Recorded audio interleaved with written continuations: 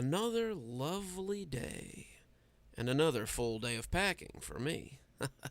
But while I do, I don't see any reason why I can't tell you some amazing stories here on Cozy Horror with yours truly, Dr. Plague.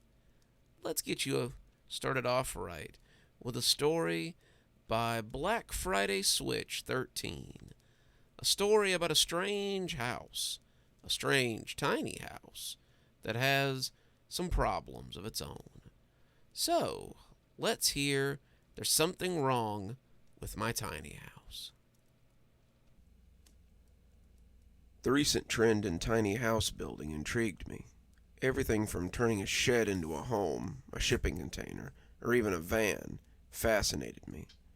The way so many of these people moved out of city living and into isolated living off the land by growing their own food in gardens made from recycled materials had me wondering if I could do something like that.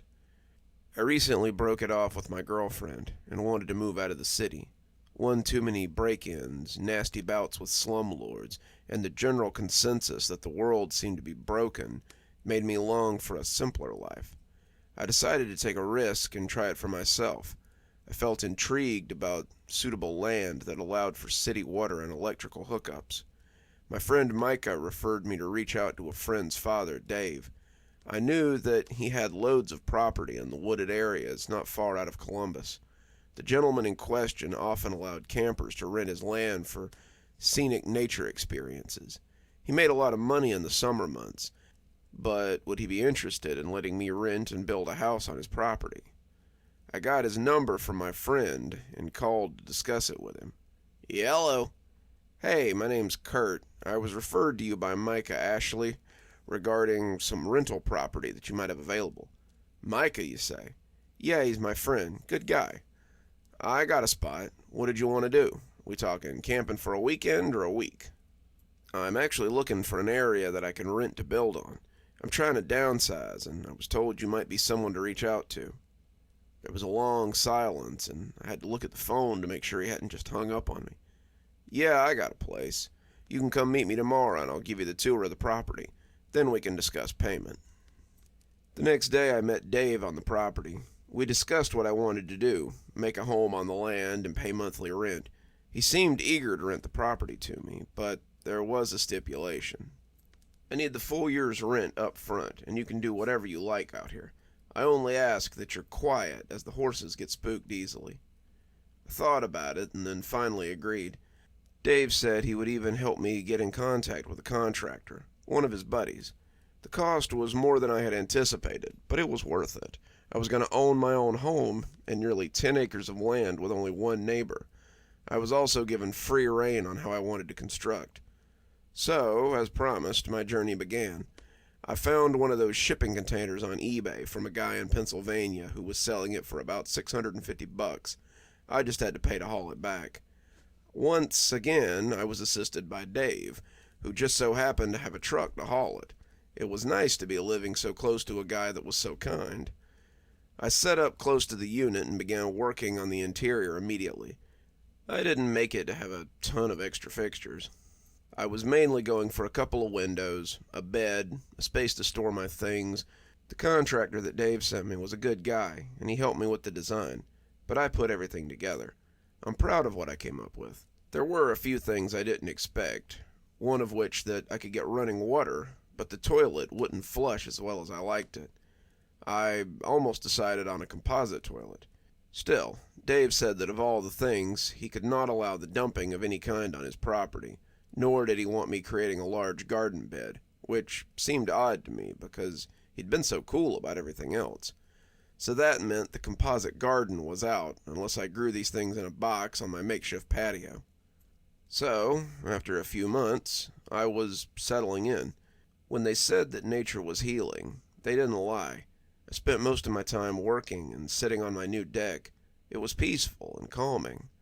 It wasn't long after the first month that I noticed something about my new tiny house. While it was exactly like the ones you see on those home and garden style TV shows, there was just something that began to make me feel uneasy. I woke up one morning to the sound of my shower running.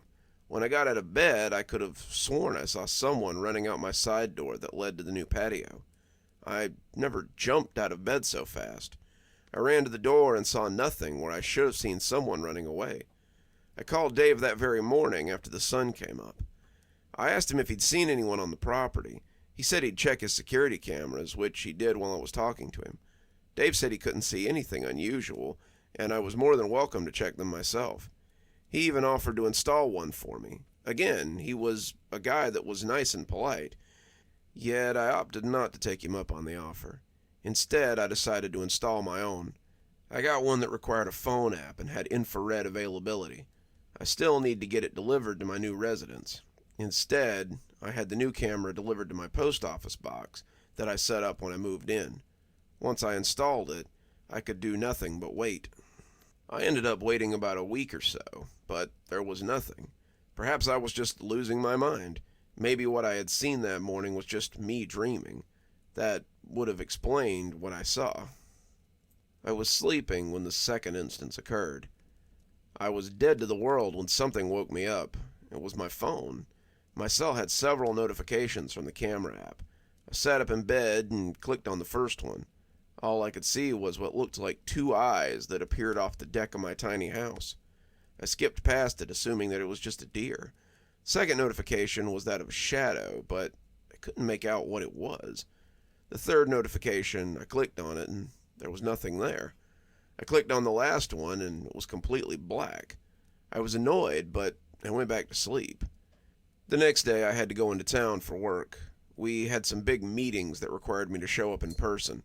I sat in the large auditorium, taking notes from the CEO about security changes that we had to make on our work computers. I was trying to pay attention when my phone dinged. I looked down, and there was another notification from the camera app. This time I saw what looked like a woman with shaggy hair and hardly any clothes on. She was standing, staring at my patio door. She wasn't moving. She just stood there. Within a few minutes, she had moved closer, but I didn't see her walk. She just appeared. Then in the background, it looked like something or someone was standing behind her. At that point, the camera went black. I can't tell you the feeling I got from watching her. I didn't know if she was flesh and blood or a ghost or what she was. I drove home after my meeting in a state of panic. I was concerned with my safety, but also wondering if I was overreacting. It could have just been a curious camper from one of Dave's other rentals.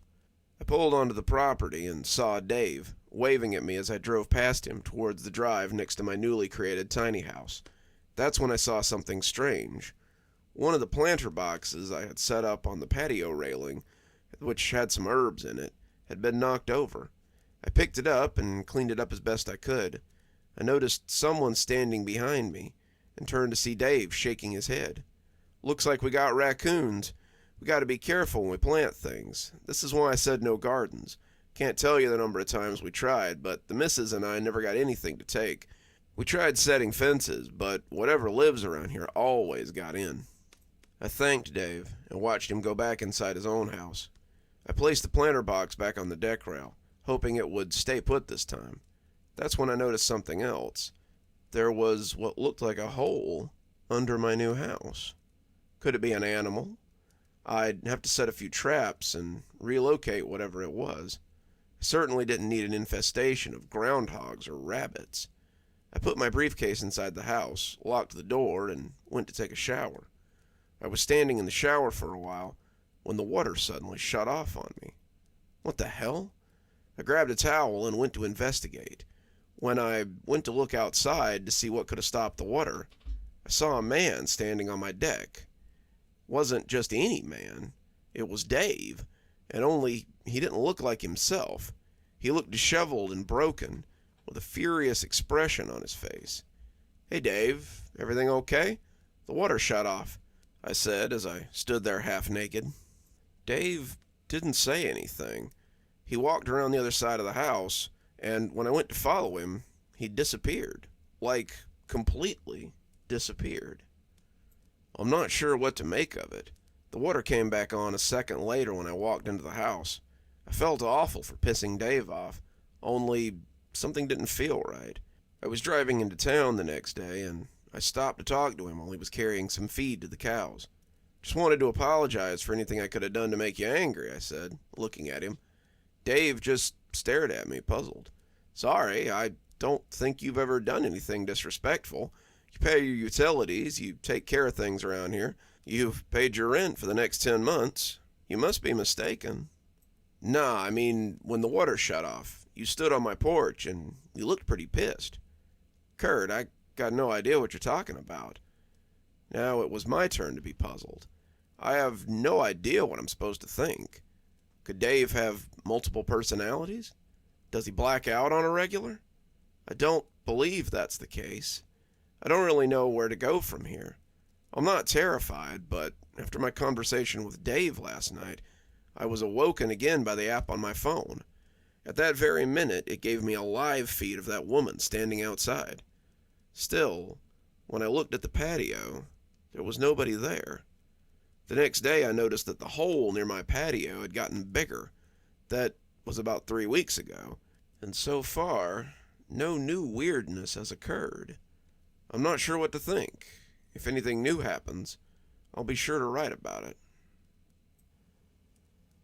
I was doing okay these last few weeks, but weird things began to happen again over the previous weekend. I had primarily been busy at work. If anything had been going on, I wouldn't have even noticed it. We were working on a new hologram system for a gaming program at work. I helped develop security for online players once it went live, so much of my time was devoted to the new project. I needed a break, so I went to my buddy's birthday extravaganza in Auburn. I'd be out of town for the weekend, bonding with old friends. While I was away, I kept getting hits on my camera app. Nothing too upsetting. Most of the things I got were notifications about deer and birds, and on occasions I'd see Dave's truck driving by from a distance. Also not unusual. He had to haul feed to the cows and goats on the other end of the property. On my last night in Auburn, I woke up shortly after midnight. My camera app had over 20 notifications in 2 minutes. I didn't even know something like that was possible. Yet, here we are. When I clicked on the first notification, it was pitch black. Nothing too alarming, but when I began clicking on the third, fourth, and fifth, a ball of light kept getting closer to the camera with each shot. The last notification I selected was of a blue orb that looked like a figure. I couldn't make out what it was, though. I showed my buddy the next day, but I didn't tell him anything about the previous weird occurrences, and he suggested that it was ball lightning. I thought about it and decided he was probably right. It was nothing I couldn't explain. Later that afternoon, when I arrived home to my tiny house, I found nothing around the property that appeared off. I saw Dave coming up the driveway, and he waved as he always did when I got home. I decided then that I had an idea. I ran up to Dave just as I got out of the truck. Dave, remember when you told me that I could look at your security camera footage? Would it be alright if I looked at it from earlier this morning? Dave looked puzzled, but agreed. We went into the small farmhouse, and his wife, Margaret, offered me coffee. I politely declined, and we went into his office to view the footage. He sat down at his computer, moved some things around, and then opened one of the browsers. He clicked on the most recent footage he had uploaded, and let me sit at his desk and browse through it. Feel free to take as long as you like. Are you still having issues up there? Well, I'm not sure if I have any answers, but something popped up on my security footage this morning. I want to compare it to what you have. I didn't detect any dishonesty in Dave. He seemed to genuinely be concerned. I looked at the footage, but when I got to the footage from around midnight, I couldn't see anything that my camera had picked up. No ball lightning, no car lights, nobody in my yard flashing any lights at all. It was all extraordinary. I got up, thanked Dave for his kindness again, and retreated home. I hesitated before entering my house. I looked down, and that hole had gotten bigger. I unlocked my door and tossed my bag inside, and then inspected the hole. It was practically big enough for a grown man to fit in. It didn't appear deep enough to go anywhere. It was just a 2-foot deep hole. I called Dave and asked him to come have a look. When he got there, he did what one of you suggested. We filled it back in. Dave apologized and said he would put out some groundhog traps that afternoon. He was so matter-of-fact, I figured he'd dealt with this sort of thing before. Once we filled in the hole, Dave put in some garden stone boulders. They were not too sizable, but heavy enough to keep a groundhog out. I thanked him once again. I went inside and decided to relax. I closed my blinds and drew my TV screen down from the ceiling and turned on my mini projector to watch a movie. I was watching some action flick about a maniacal terrorist when suddenly I heard something hit the window behind my head. I pulled the blinds up and looked outside, but there was nothing there. After a few minutes of me looking around, I saw it. Hundreds of birds began to drop from the sky, hitting my tiny house and landing several feet in the yard. I got up and pulled up my projection screen and went outside. I looked around and then looked up. Something was above my tiny house. I couldn't see anything except the sky, but something was cloaked as every bird flying over hit that very something and fell to the ground. I looked down and saw that all the boulders were now moved. Now, I'm no believer in alien abduction. I've never seen any so-called UFOs. Yet, something was going on out here. Dave came running out of his house, perplexed about the birds flying over, and why there were so many of them. It was about an hour when all of a sudden, it stopped as suddenly as it began. Dave called a wildlife officer to come and investigate the possibility of a potential disease, but after the officer inspected the birds, there were no signs of infection. They had all died from broken necks. More puzzled than frightened, I returned to my tiny house. I locked the door and went to lie down. It was dark out now, and the stars had come out. The place was beautiful. I hated that the beauty of it made me wish to stay forever, yet I knew even then about the 7-month lease on the house. I would in no way be able to remain in my tiny house. I didn't even want my money back. I thought of subletting it to someone or using it as an Airbnb to cover the cost that I'd put into it. Then the final and last straw broke the camel's back. I'd closed my eyes when my camera app went off again. When I looked at it, I could see that same woman from before in the camera. She was at my door. This time when I saw her, all my anger and fear got the better of me. I ran to the door and flung it open. "What the fuck do you want?" Sorry about my language. I don't usually curse, but I was pretty angry. The woman was there this time, but there was something about her eyes. Something that I couldn't even articulate. They glowed. I can't explain it, but they friggin' glowed. She looked at me under my porch light and put a finger to her lips. Then she slipped back into the night. I tried to follow her, and that was when I saw her go towards the hole in the ground and crawl in. And as she faded into the hole, all I could see was her eyes before there was nothing. The light in them disappeared. I jumped off my porch in a frenzy and went towards the hole. It was only when I tried to follow her that I noticed that the hole was only a couple of feet deep. Where could she have gone?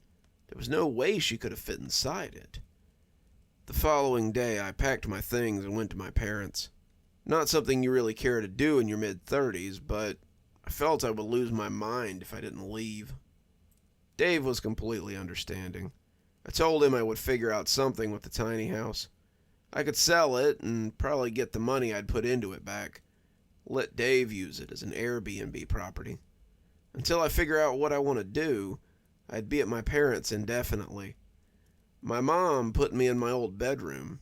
My dad offered me his advice, but when I told him about everything, he looked like a man who'd figured his son had a nervous breakdown.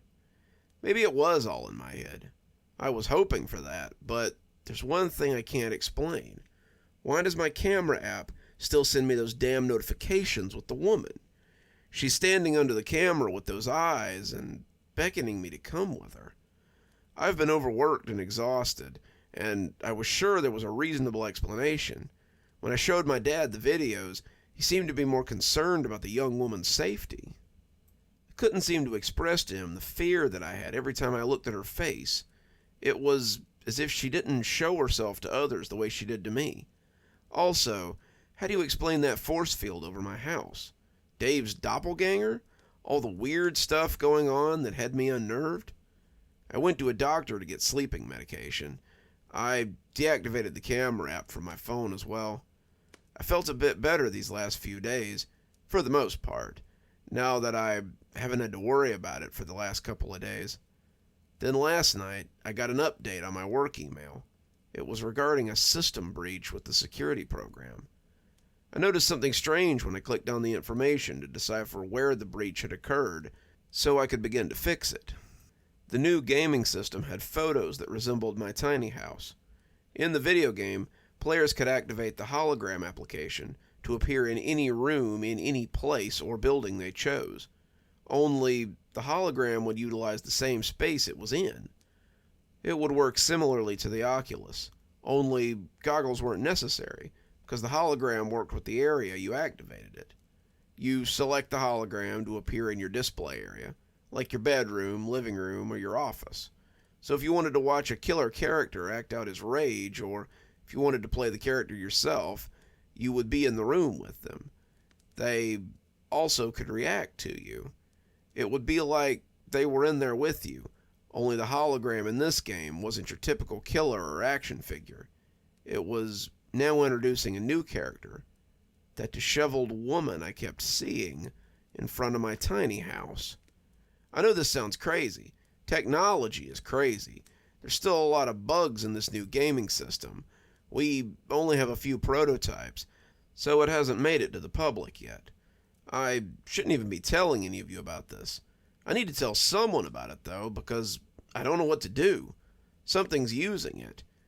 I asked my boss if we could shut down the program for the time being until all the bug fixes are complete. He thinks that's a good idea, but only gives me a month or two to fix these issues. I'm no longer in the tiny house. But the other day, I noticed something else when I was working on some integration. Several viruses were not detected in the game previously.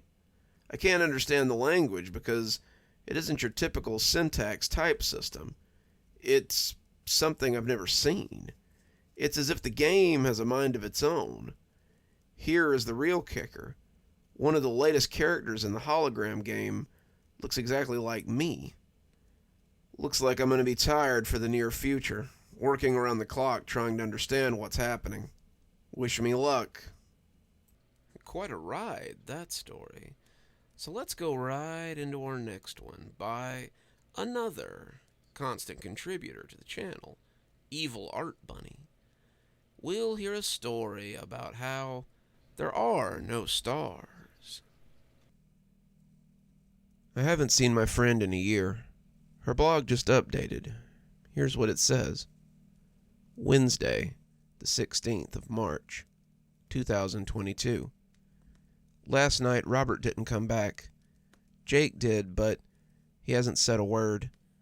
After questioning and begging him to tell us where Robert was, Janine started screaming. She turned hysterical. I intervened when she grabbed his collar and started shaking him. I told her that maybe he needed some time. She stormed back to her room and sobbed there for maybe an hour. I left Jake alone, hoping he would gather himself and come around. Before he could, Janine came back screaming at him once again. Still no response. All he'd been doing was sitting at the dining table, staring at the wall.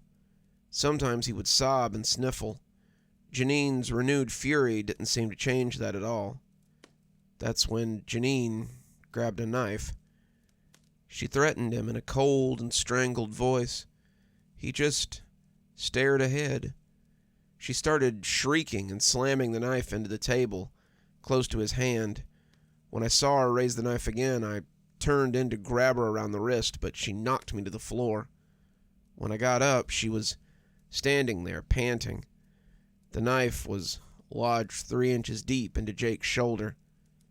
He hadn't made a sound, hadn't moved an inch in his seat.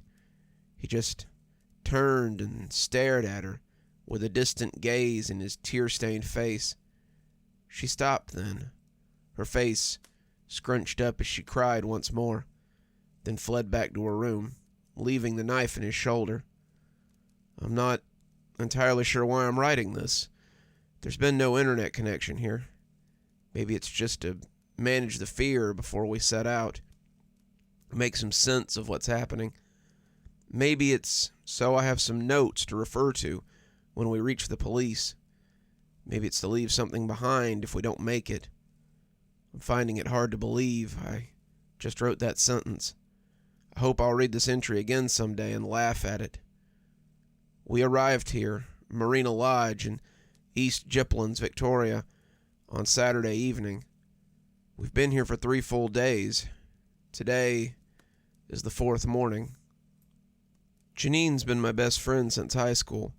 Robert was her latest boyfriend she'd made at college. They wanted to come out here for a bit to get some nature, a little bit of a break from society, and invited me along. Jake was Robert's friend. Maybe they thought Robert and I would make a cute pair. I'm not sure. He's all right. Was all right. The drive up here from Melbourne was fine. We conversed about everything. Hobbies, movies, politics. Nothing dramatic. I usually sleep on these long drives, but Robert was good at keeping up a conversation, and he was pretty funny. I could see why Janine liked him. We turned off the highway through a small town. I think it was Derby. We didn't stop there. We just drove through and, shortly after, turned off onto a dirt road into the forest. There had been a small sign with Marina Lodge on it, indicating the turnoff. We couldn't have driven for 10 minutes on that road before we reached the lodge. No one greeted us. An envelope was laying on the front doormat with keys and a welcome letter. The letter had a standard list of rules to follow and a number to contact management if we needed them. Fire restrictions and warnings were all low. It had been a wet autumn the week before we arrived. We unpacked the car. There were 6 bedrooms to choose from. Janine and Robert took the one closest to the bathroom. I picked the one closest to the stairs on the opposite end, and Jake took the room 2 doors down from me. Janine and Robert made dinner. We'd come to stay for a week, but we didn't bring a lot of food. Figured we'd just do some grocery shopping at Derby when we needed. Probably find a local pub to dine at a couple of nights. After dinner, we played one of those spill your secrets or drink games. I don't remember anything all that embarrassing or revealing from the game. None of us got drunk. Then we went to bed. I even remember feeling a little bored. First thing we noticed in the morning was the car was missing. Stolen, we thought, but none of us had heard anything during the night, and our bedrooms overlooked where we'd parked. Then we noticed we had no reception. Well, I had noticed that the previous evening before we went to bed, but it truly became significant when we wanted to call the police or the lodge's management. There was also no phone in the lodge. There was just a socket for where it would have been.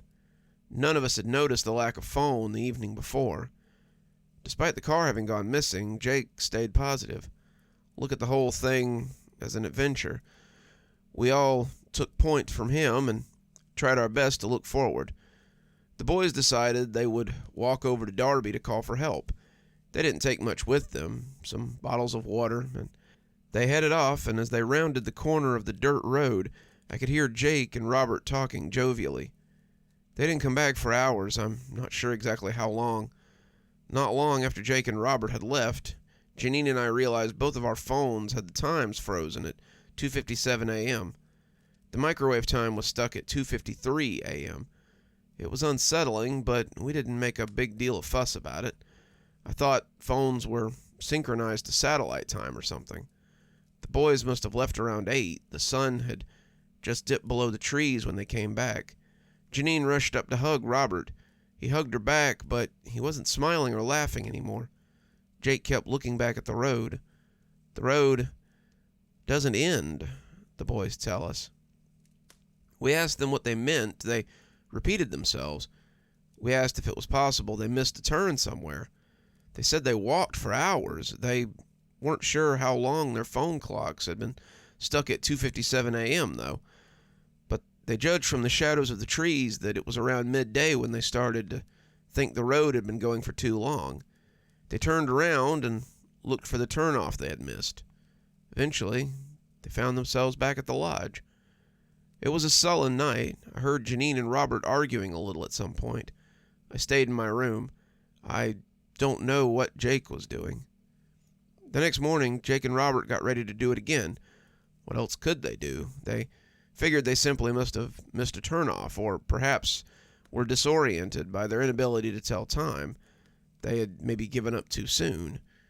Janine and I wondered whether we should follow them, but Jake asked us to stay. He made some weak excuses. I can't even remember what they were. Now when I think about it, I think none of us really wanted to believe what had happened the day before. It must have been just an unlucky chance. Robert assured us that they would find the main road and everything would be fine by evening. But it wasn't. They came back just before nightfall. They looked really confused, really scared. Janine looked like she was about to burst into tears as Robert shook his head, his face pale. We barely said a word to each other that evening. There wasn't much food remaining for dinner. Even though I had no appetite, that was a little alarming. I wanted to ask questions, but the boys looked so despondent that I couldn't bring myself to. I'm not sure if Janine spoke to Robert about what had happened that day. I had such a knot in my stomach that I stayed in one of the toilets the whole evening. It was then that I noticed the silence. There was no wind, no animals, not even insect noises, just the hum of the electric lights. I didn't sleep well that night.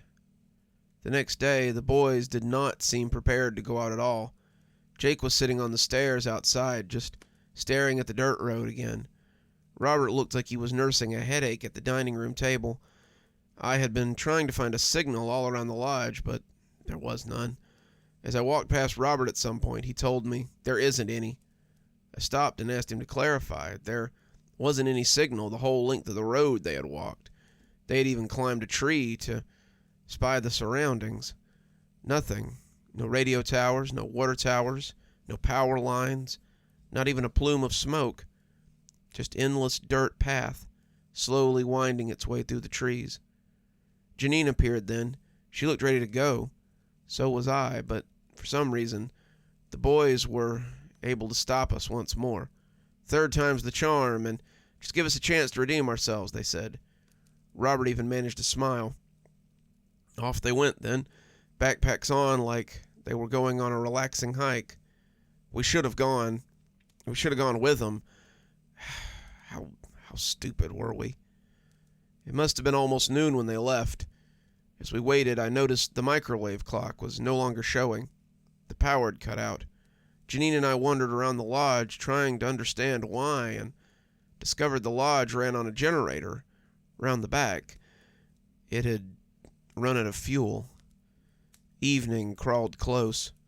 It was only then we decided we'd had enough. Janine and I decided that we would go after them. We'd just stepped out onto the dirt path when we saw him coming back. Jake, all by himself. We ran up to him, calling out. There was clearly something wrong. He was pale and breathing heavy. His lips were dry and splitting. His clothes were dusty and mud-spattered. He wouldn't look at us. We asked repeatedly about Robert, but he wouldn't answer. He just kept stumbling resolutely to the lodge. He got himself a glass of water, gulped it down, and collapsed in a dining room chair. Then he just stared at the wall as long shadows crept across it. Janine was beside herself. I don't blame her. I was frustrated too. He wouldn't answer us. He just stared straight ahead. The incident with the knife happened in the last moments of twilight. I gently pulled the knife out of Jake's shoulder. I remembered from first aid training that you weren't supposed to pull the knife out until you were in a place where the bleeding could be controlled. But I didn't think any ambulance was coming. I found a tea towel and placed it on his shoulder, then took his hand and pressed it against it. He didn't resist me. He just stared at me blankly. I let him be and went to my room. Night fell, and I've never felt so suffocated by darkness and silence. I must have fallen asleep just a little at some point. It was hard to tell whether my eyes were open or not, but I could hear Janine sobbing. Slow, agonizingly slow, I felt my way out of my room. I followed the wall to Janine's room, guided by her crying. I knocked gently and whispered to announce my presence. We found each other and held each other tightly. She cried properly on me then. I think I was doing the same. That helped us find some resilience. We used our phone lights, whose battery had become very precious, to make our way down to the kitchen. Jake wasn't sitting there any longer. We didn't say anything about it to each other. We tried on the stove, and to our relief, there was still gas, so it lit up. The blue flame didn't light much, but it was better than the void. There was a fire pit outside. Opening the front door gave me a moment of vertigo. The vastness of the night made me imagine for a moment that we stood at the edge of a precipice over an endless chasm. In the stale, cold air, the abyss felt never-ending. We decided to once more use our phones to navigate. We found a stick in the pit, lit up the stove, and then went back to the fire pit. I was very grateful for Janine's campfire skills, as she soon had a decent fire going. We shared a blanket, sitting along a log near the fire. I was about to drift back to sleep when Janine mumbled something. "What is it?" "Stars. There's no stars," she said. I looked up. "Just an ocean of endless black. A cloud cover," I said aloud. She nodded. I think she was trying to believe me. I think I was trying to believe myself. I woke up this morning at the crack of dawn, the faintest gray in the east. My body was tired, but a surge of adrenaline took me. Janine was still asleep. I went in and found Jake in his room, curled up on a bed. I packed everything I think we'd need in a couple of backpacks we brought. It wasn't much. I ruefully remembered there had been a torch in Robert's car, but there's not much point in that thought now. I'm writing this just waiting for the others to get up. We're getting out of here, all three of us. I hope my next update will be written somewhere far, far from here. I certainly don't know what I would do if the stars disappeared. I like stargazing. It's one of those little hobbies that I have. This next one is by Uninhibetedrmr, and it's about license plates, of all things. So let's hear a story about how there are Nevada license plates everywhere, but I live in Maine. So get this. I wake up running late for work again. My boss is going to hate me since it's the third time this week. I was in a rush. Here I was waiting in the drive-thru at Dunkin'. Carol must not be working today. Whenever she works, the line always goes by fast. If she's not there, well, it's your own personal hell of getting upset over the line being bumper-to-bumper traffic with no end in sight, even though the window is right there. That's when I noticed the first license plate. The blue is what stuck out to me. That harsh distinction from the norm. Weird. We never really see out-of-state license plates in town. I didn't think much about it, on account of my boss was going to give me an earful if I didn't get this coffee in under 5 minutes. So I get to the window, and this girl is like handing me my coffee, and she says thanks for choosing Dutch Bros. What? What is Dutch Bros? I just left. I didn't have time to deal with someone who's clearly drunk from the night before. As I hit more traffic, I noticed another Nevada plate. It's not the same car as before either. It's a cherry red convertible on the road in dead winter. It's not snowing or anything, but not weather for driving with the top down, to be certain. Then another. And another. There's no main plates on the road. I would think I was dreaming or something if the panic of me only having 1 minute and 45 seconds to get into work and clock in wasn't overtaking every function my thought had. I'm not ashamed. I admit I ran from the car to the office building, ran up the stairs, and kept clicking on my computer until it loaded. Clock-in time, 6:59 and 57 seconds a.m. Suck it, Lucy. I swivel my chair to point out that I made it on time, but no one's there. I double take. Then I triple take. I go inside Lucy's office. The light's off. It doesn't look like anyone's been here. I check my phone. It's a Thursday. Not a holiday either. Everyone should be here. Okay, this joke's lame, guys. I know I've been late, but you can come on out now. I say maybe only to myself, maybe to my coworkers, pulling some kind of I'm an adult, but I'm not going to act like one high school prank. No one comes out. I call Lucy and my phone makes a god-awful static screech when I finally hear her voice. Look, if you're going to be late, I don't want an excuse anymore. It's been 4 times this week already. 4. I'm at the desk. At my desk. With all due respect, I called because, you're not here, I say. I'm not a babysitter. I have a business to run. I can see your desk from my office. It's empty. Goodbye. Don't bother coming back so you can save us both the HR-filled firing chat. Then she hung up. I look around the office. It's the same office I've sat in Monday through Friday. It's my office. I look at the parking lot and only see my car. But then another car pulls in that I don't recognize. It has Nevada plates. That's not the only one that pulls in, and a few seconds later, another one joins it. Nevada plates again. Then another. I don't know what's going on. I don't like the feeling I'm getting either. For now, I'm in Lucy's office, and I've locked the door. It feels like the freaking Twilight Zone or The Walking Dead, and I'm not going to croak at 25 because I don't want to look stupid. What should I do? That one's a little short, but I still like it a lot. It's such a good story, and sometimes the short stories are really best. Moving right along. Oh, here's another contributor to the channel. We seem to have a lot of them in this video. Sent to us by Mono Construction. Let's take a little trip. But I'm sure you've got the cash for the matinee prices at the Theater of Madness. I cautiously entered the dimly lit movie theater, drawn by an irresistible curiosity. The plush seats seemed to call my name, and as I settled in, the film began. Mesmerized, I soon noticed an unsettling sensation as my skin merged with the chair. Panic set in as the movie transformed into a surreal nightmare, mirroring my own descent into an inescapable fusion with the cursed seat. The moment I sat down in the worn, velvety chair, an otherworldly hush had enveloped me. The film flickered to life on the ancient screen, casting an eerie glow across the nearly empty theater.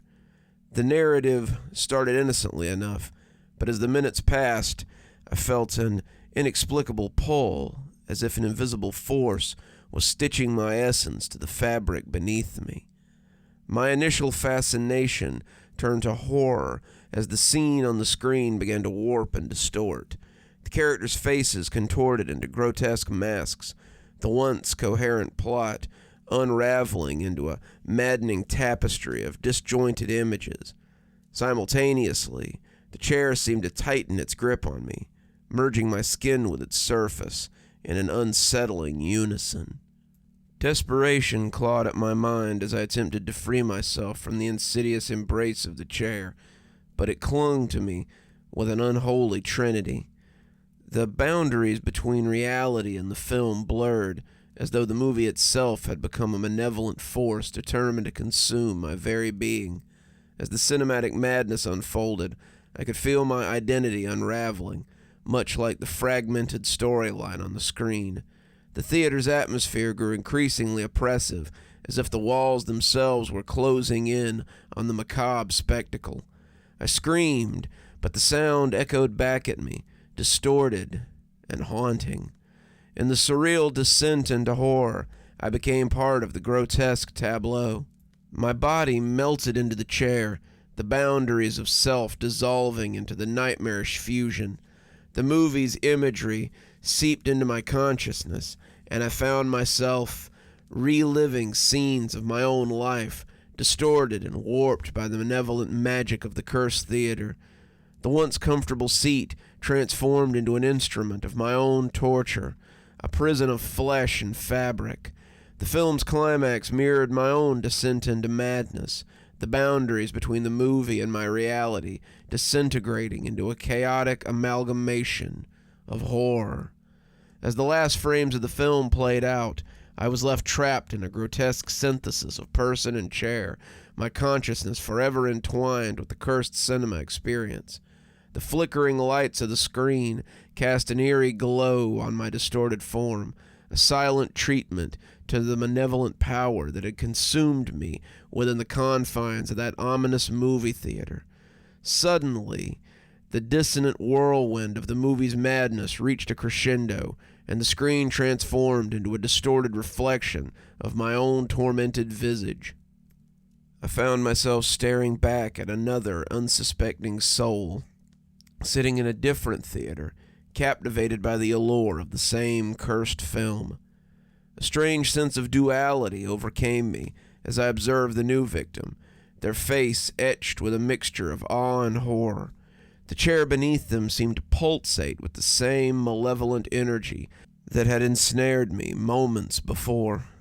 I tried to scream a warning, to convey a ghastly fate that awaited, but my voice was lost in the nightmarish symphony of the cinema. As the scenes on the screen unfolded, a macabre metamorphosis began. The new victim's surroundings twisted and distorted, mirroring the surreal descent that had marked my own horrifying journey. The chair eagerly embraced its new occupant, merging with their very essence as the fabric of reality unraveled around them. I could sense their futile struggles against the inescapable fusion, the same desperate attempts to break free that had consumed me. The film became a twisted mirror, reflecting not only their external torment, but also the fragments of my own shattered identity, now intertwined with the cursed celluloid. The boundaries between the movie and the theater dissolved further as I watched the new victim succumb to the same nightmarish fate. Their form melted into the chair, their screams echoed through the cinema, and their identity became a grotesque part of the ever-evolving narrative playing out on screen. As the last frames of the film flickered, the theater plunged into an ominous silence. The screen now displayed the twisted amalgamation of my own and the new victim's torment, a grotesque symbiosis of suffering. The cycle perpetuated as the cursed movie continued its malevolent journey, reaching out to ensnare the next unsuspecting soul in its surreal gap. I was left to watch from within the cinematic abyss, a spectral observer forever bound to the cursed film. My essence, now an integral part of its dark narrative, as the cycle of horror unfolded in new theaters, claiming victims in a never-ending cascade of macabre transformations. As the cycle of torment perpetuated, I found myself in a nightmarish limbo, an eternal observer trapped within the spectral confines of the cursed film. The theater became a twisted stage, and my experience devolved into a chaotic dance with the macabre scenes playing out on screen. The new victims, one after another, succumbed to the sinister allure of the cursed movie. I watched as their faces contorted in horror, mirroring the anguish I had experienced with my own identical unraveling. The distorted echoes of their screams resonated through the theater, forming a dissonant symphony that further fueled the descent into madness.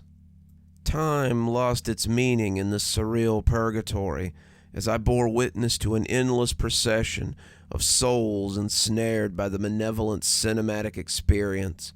The boundaries between reality and fiction blurred, and I questioned whether I was witnessing a grotesque reality or a nightmarish fantasy. With each repetition, my own consciousness fractured further, the fabric of my sanity unraveling like the scene on the screen. leaving me suspended in a state of perpetual horror. I screamed, but the sound was absorbed by the eerie silence of the void. The theater itself seemed to warp, its walls pulsating with an otherworldly energy that echoed the torments unfolding within. Shadows danced in the grotesque patterns, and the flickering lights on the screen cast haunting shadows that played tricks on the frayed edges of my sanity. The film became a twisted reflection of my own shattered psyche, an ever-changing montage of memories, fears, and nightmares. I could no longer distinguish between the movie's narrative and the fragments of my own consciousness. I was a nightmarish kaleidoscope of suffering, repeating endlessly in a relentless loop. As the new victims melted into the cursed chairs, I felt a perverse connection with each tortured soul. The boundaries between their agony and mine blurred, and I descended further into the depths of a madness that seemed to stretch into eternity. I longed for release, but the cursed film held me in its relentless grip, a prisoner of my own spectral existence. In the background, this unholy specter, I became a mere shadow of my former self, a ghostly witness, condemned to watch as the cycle repeated itself again and again. The theater, now a realm of perpetual horror, echoed with the anguished cries of those who had fallen victim to the cursed movie, a symphony of suffering that played on, drowning out any hope of escape. In the spectral theater of perpetual horror, I became aware of a new presence, a reader drawn into the nightmarish tale of the cursed film. The narrative unfolded before their eyes, and I, a mere shadow within the haunted cinema, watched as they were unwittingly pulled into the same malevolent vortex that had consumed me. As the readers immersed themselves in the chilling narrative, I sensed a familiar desperation in their eyes, the same dread that had gripped me when my own descent into madness had begun. The cursed film weaved its insidious magic, ensnaring them in an inexorable force that transcended the boundaries between fiction and reality. With each turn of the virtual page, the reader connected with the cursed cinema deeply. I tried to reach out, to warn them of the impending horror, but my spectral form remained powerless, condemned to be a silent witness in their inexorable fate. As the scenes unfolded, I saw the reader's surroundings transform, mirroring the surreal descent that had marked my own demise. The chair beneath them pulsed with an unholy energy, and the familiar fusion between person and seat began, sealing their destiny in a cursed embrace. Their screams echoed through the digital corridors of the narrative, a haunting chorus that reverberated within the confines of the story. The reader fought against the inescapable fusion, just as I had, their struggles mirroring the futile resistance that defined my own journey into madness. The film's climax approached, and the theater plunged into an eerie silence, the screen now displaying a grotesque amalgamation of the reader's torment, woven into the nightmarish tapestry of the cursed movie. As the final frames played out, the narrative reaching its crescendo, I felt a strange sense of connection with the reader, bound by the shared agony of our intertwined fate. In a dramatic twist, the virtual boundaries between the cursed cinema and the reader's reality seemed to shatter. The haunting shadows of the theater extended beyond the story, enveloping the reader in an all-encompassing darkness. The screen flickered, glitched, and then abruptly went black. Silence lingered, leaving me in an eerie stillness as I waited for the resolution of the reader's fate. The narrative's grip loosened, and the theater dissolved into the void. In that moment, the reader's experience ended abruptly, leaving me suspended in the digital abyss, a ghostly remnant of a story that had unraveled into madness. The echoes of their torment lingered, haunting the empty theater as the spectral remnants of my own consciousness continued to drift in the darkness. The cursed film had claimed yet another victim, and I, a mere whisper within the digital void, remained condemned to watch as the cycle of horror played on, the narrative unresolved, the reader's fate forever etched in the chilling echoes of the loop that I and many other unwillings call home. In the aftermath, as a spectral observer of the eternal theater of torment, I became a mere echo of the person I once was, the remnant of my sanity scattered like ashes, leaving behind a ghostly consciousness condemned to witness the endless cycle of horror that played out with each new victim drawn into the cursed cinema's embrace. One more story for you, and I promise I've saved a good one for last. Brought to us by Ambitious Gas 5691. Let's hear a tale about the Wretch and the Crescent Moon. Where once there was a sanctuary, now lay decimation. The shrine that held their union had long ago been robbed of its divine architecture. Monuments of pure silver, drapes of sapphire that once blew softly in the sweet breeze. However, the pews remained filled with witnesses, bloated, decayed, mouths agape, with flies as their offspring. Should a fire take this place now, the surviving insects would creep away, lamenting their own sanctuaries. Just as the wretch, who now knelt before an altar of void faith, the wings of rot, now the only praise to be heard. For the wretch, this religion of disease held no more apprehension than that of simple regret. He would want nothing more than for his memories of purity to be rebuilt and the stench of abandonment swept away.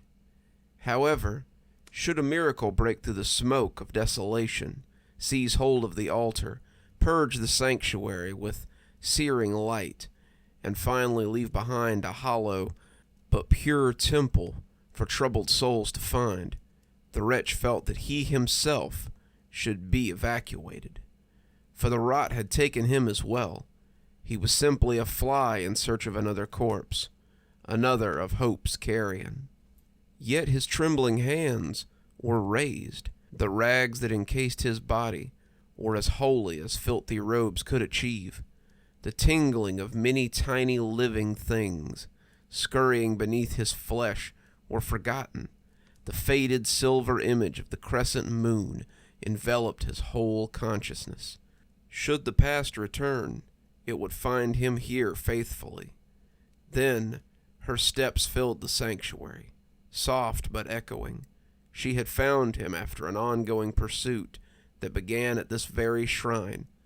The wretch lowered his hands and bowed his head in defeated prayer. "I'm here for you." Her voice was that of a clear spring found in a lower valley. He wanted to taste those waters again. She halted her approach, the sound of silk and metal falling silent. The wretch lowered his hands instinctively towards his own rusty blade. However, the scent of her was carried through the wind. His own stench, and that of the sanctuary, dissipated for a precious instant. The wretch's hands hovered over the weapon, but he rose instead from where he knelt, and turned to face her unarmed. Her eyes gazed into his immediately. This was always the beginning of the opposition. She stood still amidst the pews of decay. Her lovely features never flinched in disgust at her surroundings. Instead, she eyed her espoused with the glee of a young maid awaiting her betrothed, her black hair falling down her back, covering her breasts, her femininity unhidden by the golden shards of war. There was no blood on her age. "Let me worship," The wretch's voice flaked with the dryness of long silence. Her eyes flicked for a disregarding instant. "Worship what?" she asked with a smile. He had no answer to give, for she already had it to begin with. After all, it was she who stood with him before the crescent moon. At least, the illusion of her. The wretch felt his legs quiver as she slowly approached. She sheathed her blade, however, spying his laying upon the stone floor. "Are you submitting to me?" the girlish tone mingling with the sound of flies. "At last, you long to be mine?" The wretch held up his desiccated palms before her and inhaled strenuously for words. "There is a large crevice between longing and being." She laughed as she took hold of his outstretched hand and placed it gently upon her breast. Her heart pulsed through her warm skin. "Then let me extend the bridge to you, my love. We can walk across together." Her veins slid from her smooth skin and entered his wrist. Warmth passed between their bodies. His heart began to beat again. The first time she had performed this act was in the golden city of Rahashpal. He had very little rot for her to devour. Now her eyes rolled back in ecstasy at the banquet prepared after so long a chase. Her scalding blood poured through him. He breathed in deeply her sweet scent, feeling the strength of youth returning and the weakness of his lust. The wretch fell into her soft arms, and they both sank to the stone. His back was to the moon. He was kneeling before her now. All that stood in his hollow shell of former radiance was her radiance, her beauty. Her voice heaved softly in his ear. Why not just submit? Even if the moment was fleeting, it would be his. She would belong to him as his bride. No, not a bride, but a harlot. Then she would be his harlot.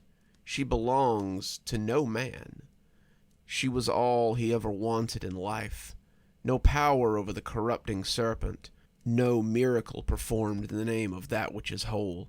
No tongue to teach and spread the hope of forgiveness of the crescent moon. What good did it do to be faithful?